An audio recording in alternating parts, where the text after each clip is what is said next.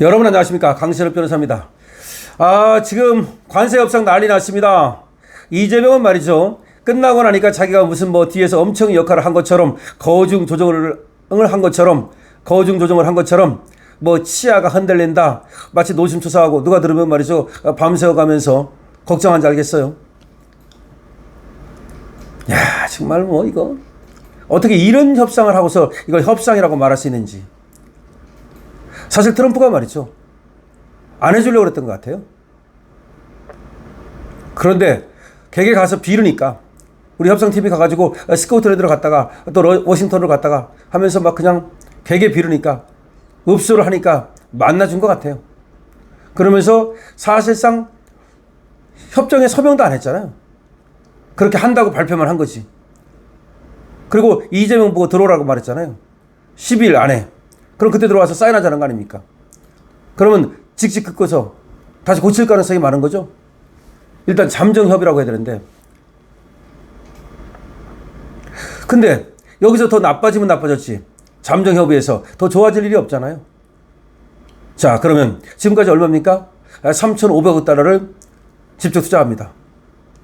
1,000억 달러 에너지, LNG 등 사와야 됩니다. 그 다음에 플러스 알파 우리가 대규모 투자를 해야 됩니다. 지금 엄청난 돈을 미국에 쏟아부어야 되는 거죠. 우리 외환 보유가 4천억 달러인데 이거 다 쏟아붓고 마이너스 된다, 이런 얘기까지 나오고 있습니다. 문제는 말이죠, 우리 투자 규모가 액수가 문제가 아니라 비율이 문제입니다. 우리나라가 엄청 크고 돈 잘 벌고 GDP도 많고 외환 보유고도 많고, 그럼 무슨 걱정이겠습니까? 우리가 투자하는 그 돈이 말이죠, GDP 대비 20%나 됩니다. 어마어마한 겁니다. 그리고 또 우리가 뭐가 문제냐면 협상에 자율권이 없었습니다. 일본 같은 경우는요, 자율권을 갖고 자기가 원하는 곳에 일본 쪽에서 투자처를 정하기로 했습니다. 근데 우리나라는 트럼프가 지시하는 곳에, 트럼프가 원하는 곳에 투자를 하는 겁니다. 이건 하늘과 땅 차이죠. 그러니까 우리는 완전히 협박받고 강요받은 거고, 일본은 협상을 통해서 자율권이 인정된 겁니다. 또 문제는 말이죠, 우리가 관세를 두드려 맞은 게 자동차 같은 거라는 겁니다. 우리의 주력 품목, 일본은 2.5%에서 12.5% 올라가지고 15%지만 상당히 선방한 거죠. 이번에 12.5%만 올랐으니까. 근데 우리는 0%에서 15%로 올랐으니까 완전히 이거 난리 난 거죠. 자동차 팔아먹기가 엄청 어려워진 겁니다. 일본에 비해서 굉장히 불리해진 거죠. 일본하고 우리하고 경쟁 상대 아닙니까? 그래서 이렇게 우리의 수출 품목이라든가 이번에 관세를 두드려 맞은 품목이라든가 이런 걸 보면은 우리가 굉장히 피해가 크다는 겁니다. 상대적으로. 그래서 AI가 2025년 트럼프와의 관세 협정을 맺은 나라들을 분석해 보니까 그 피해가 누가 제일 크냐, 누가 가장 호구냐, 이게 나왔습니다. 말할 것도 없이 대한민국이 제일 1등 호구입니다. 피해의 규모가 가장 크고 매우 심각하답니다. 피해 정도가 매우 심각으로 나왔습니다. 비교해 볼까요? 2등은 캐나다입니다.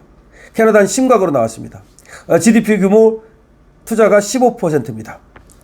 멕시코는 상당한 피해로 나왔습니다. 투자 규모가 12 내지 13%입니다. 그 다음이 독일, 아일랜드 등의 EU입니다. 피해가 상당한 걸로 나왔습니다. 그렇지만 GDP 대비 3% 내지 5%밖에 투자를 안 합니다. 일본이 그 다음입니다. 일본은 중간 정도, 피해가 별로 없는 것으로 GDP 대비 8%밖에 투자를 안 했습니다. 다음에 중국이 그 다음입니다. 더 피해가 없습니다. 중국이 GDP 대비 1.5%에 불과합니다. 그 다음에 베트남, 인도네시아, 동남아 국가입니다. 베트남, 인도네시아 등 동남아 국가, 여기는 피해가 거의 없습니다. 상대적으로 GDP 대비 투자도 거의 미미합니다. 그러니까 1등이 대한민국, 피해 정도 불명의 1등이 대한민국, 2등이 캐나다, 3등이 멕시코, 4등이 EU 국가 독일, 아일랜드 등, 5등이 일본, 6등이 중국, 7등이 베트남, 인도네시아. 대한민국이 가장 호구가 됐다. 여러분, 영국은 10%로 또 끝냈습니다. 그렇기 때문에 영국은 말할 것도 없고, 지금 일본마저도 별로 그렇게 피해가 생각보다 크지 않습니다. 일본은 말이죠, 소고기 시장을 열고 쌀 시장을 여는 대가로 많은 것들을 막았습니다. 자동차도 원래 2.5%에서 15를 더하면 17.5가 돼야 되는데 그냥 15로 막았습니다. 자동차가 중요한 거다 이거죠. 자동차를 살리기 위해서 일부를 개방했습니다. 근데 대한민국은 자동차를 죽이고 소고기 시장을 지켰다라고 스스로 자랑을 합니다. 그때 그걸 지키기 위해서 광우병 난동 때 그 사진을 그 상무장관한테 보여줬다고 지금 그렇게 당당하게 얘기를 합니다. 기가 막힙니다. 다시 한번 말씀드립니다. 지금 AI가 분석한 트럼프와의 관세 협상에서 가장 손해를 많이 본 나라, 즉 호구가 된 나라 어디냐? 1등이 대한민국입니다. 그럼 분석 기준이 뭐냐? 분석 기준이 있습니다. GDP 대비 투자를 얼마나 하느냐, 얼마나 강요를 받았느냐, 그 다음에 또 걔들한테 가서 사와야 되잖아요. 구매 금액 얼마를 또 사와야 되느냐, 그 강도와 핵심 지표, 그 다음에 우리나라가 수출 의존도가 얼마나 큰지. 수출 의존도가 큰 나라는 사실 수출 안 하면 난리 나는 거 아닙니까? 그럼 관세를 두드려 맞으면 안 되는 거 아닙니까? 바로 그런 거. 그 다음에 직접 강요받은 정도, 산업 충격도, 이런 것들을 분석의 기준으로 삼았습니다. 그래서 결론을 보면은 결론에 설명이 있습니다. 1위가 왜 대한민국이냐?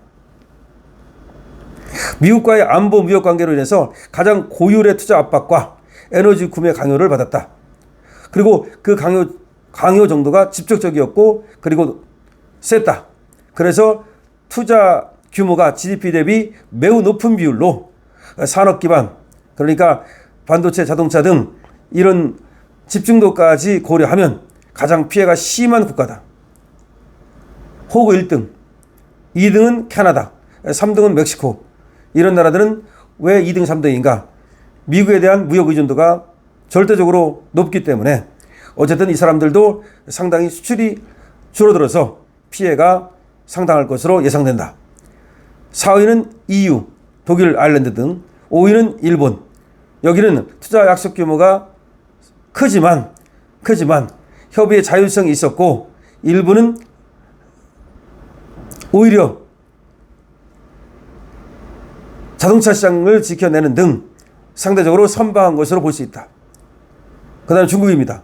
중국은 미국의 관세 폭탄을 맞았지만 경제가 미국 의존도가 낮고, 그렇죠, 미국 의존도가 상대적으로 낮고 내수 시장이 크기 때문에 별로 크게 피해를 보지 않는다. 이거 뭡니까? 원래가 중국한테 피해를 준다고 그렇게 해서 트럼프가 말이죠, 관세 협정을 맺고 난리를 친 건데 결국 불똥은 우리가 맞았습니다. 우리한테 불똥이 튀었습니다. 중국은 사실은 미국 의존도가 낮고 상대적으로, 그리고 또 내수 시장이 워낙 크니까 별로 그렇게 타격이 덜하다는 겁니다. 우리는 내수 시장도 작고, 그리고 미국 의존도가 너무 크고, 우리 수출 의존도가 너무 크고, 그리고 우리의 수출 종목이 또 미국에 편중돼 있고, 그 수출이 말이죠, 거기다가 GDP 대비 20%나 수출을 해야 되고 정말 어마어마한 피해를 봤다는 겁니다. 그런데 여기 분석할 때 말이죠, 이 AI가 우리가 3,500억 달러 투자하고 1,000억 달러 LNG 사오는 거, 그것만 넣는데도 불구하고 우리가 이렇게 피해가 많은 겁니다.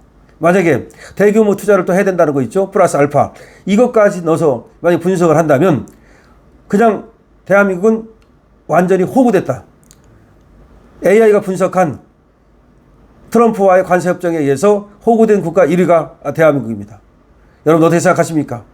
결국은 지도자를 잘못 택한 그 잘못으로 대한민국은 세계 호구가 되고 말았습니다.